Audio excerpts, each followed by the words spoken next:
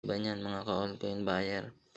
Ganyan po ang hinahanap kong error coin na pwede nga pong bilhin sa halagang 10,000 pesos mga ka-altcoin buyer.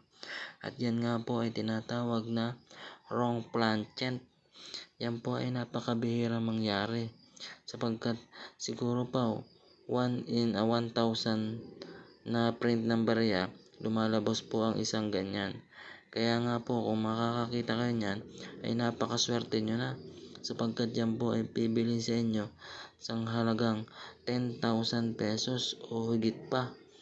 Lalong lalo na po kung yan ay napakagandang kondisyon at naalagaan ng mabuti.